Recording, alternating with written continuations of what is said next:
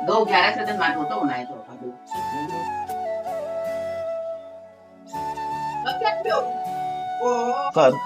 घणो तो घणो नाना तो साणी नाखी दो बारी बारी घटी जाय मोटो मोटो પછી હવા ની આવે ની રબીરો ઘૂંટ ની વે ઘૂંટ मोटी मोटी थावी जन hello everyone, welcome back to my YouTube channel. आज का ब्लॉग कुछ स्पेशल होने वाला है और आज कुछ स्पेशल बनने वाला है क्योंकि मम्मी कुछ बना रही हैं। उसका नाम है राबड़ी।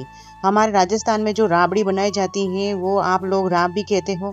तो कैसे बनाई जाती हैं, पारंपरिक तरीके से, ट्रेडिशनल तरीके से कैसे बनाई जाती है राजस्थान में राब या राबड़ी। हम तो राबड़ी कहते हैं मेवाड़ क्षेत्र में, तो हम राबड़ी ही बोलेंगे। मैं तो राबड़ी ही बोलूँगी क्योंकि है ना राबड़ी बहुत टेस्टी रहती है और गर्मी में तो अक्सर हम पीते हैं।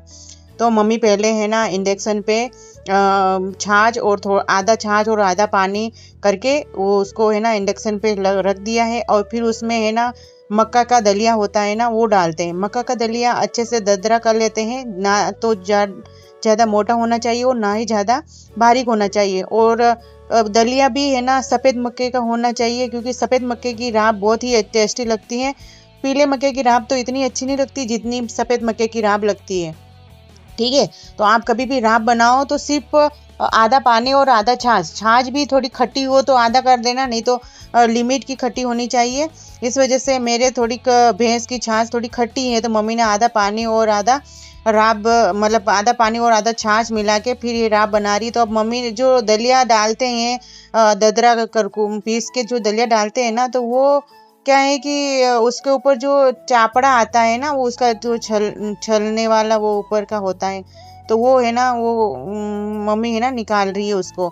अब ये इंडक्शन खराब हो गया है, पता नहीं क्या हुआ चलते चलते, तो मम्मी ने है ना गैस पे चढ़ा दिया है वापस तपेला उस पर। और मैं चाय भी बना रही हूँ इस पर, तो बनाने की कोशिश कर रही हूँ, चल नहीं रहा है। तो मुझे लगता है कि है ना पता नहीं क्या हो गया, खराब हो गया है या पता नहीं क्या हो गया। ये देखो मम्मी निकाल रही है इसके ऊपर से जो चापड़ा होता है वो निकाल रही है। इसका छिलका, मक्के का छिलका जो ऊपर ऊपर तैरता है वो निकाल रही, क्योंकि वो निकालना बहुत ज़रूरी है क्योंकि मुंह में आता है, वो अच्छा नहीं लगता है। वो जो भी राब बनाता है ना वो निकालता ज़रूर है। अब मैं इधर चाय चढ़ा दी है और चाय में साथ साथ में काम भी करते जा रही हूँ और चाय भी है ना बना रही हूँ। तो मम्मी भी साथ में हिला रही है और इसको कंटिन्यूस हिलाना बहुत ज़रूरी है।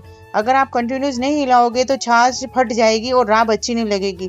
फिर ये जो बर्तन पड़े थे सीखे में, तो वो मैं बर्तन जमाने लग गई और मम्मी कुछ बातें कर रही थी और मम्मी वापस जो छोड़ के गई राब, जरा सी देर वो वापस आके हिलाने लग गई क्योंकि उसको हिलाना बहुत ज़रूरी होता है। अगर नहीं हिलाओगे कंटिन्यूस तो वो टेस्टी नहीं बनेगी, अच्छी नहीं बनेगी और फट जाएगी। फटने वाली राब अच्छी नहीं लगती। तो आप भी जब बनाओ तो ये बात का ध्यान रखना कि उसको कंटिन्यूस चलाते रहना है ना, जब तक वो दलिया पक नहीं जाए तब तक चलाते रहना है। मैं इधर चाय भी बना रही हूँ, बर्तन भी जमा रही हूँ। तो मेरी चाय बन गई है ऑलमोस्ट, लेकिन वो बर्तन अभी सीखे में है तो उसको पूरी तरह से जमा देती हूँ फिर चाय बनाती हूँ। तो मैं चाय को धीमा कर दिया, बर्तन जम चुके हैं। अब क्या है कि ये जो कल जूस का बनाया था, जूसर कान ये सब, तो ये इसको भी मैंने मांज दिए थे और मांजना बहुत ज़रूरी होता है। मैंने नाइट को तो ऐसे पानी से झकोल के रख दिए थे तो सुबह में मांजे थे। अब मेरी चाय बन गई है। मैं अभी शाम के समय भी चाय पीती हूँ और सुबह में भी चाय पीती हूँ। मेरे 2 टाइम तो चाय चाहिए और मैं चाय अलग से बनाती हूँ क्योंकि मुझे कड़क चाहिए। मम्मी पापा इतनी कड़क चाय नहीं पीते हैं, मैं कड़क पीती हूँ। अब है ना मम्मी ने नमक डाला, इतनी देर के बाद मम्मी ने नमक डाला है। ऑलमोस्ट है ना आधी आधी पक चुकी है राब, उसके बाद नमक डाला है।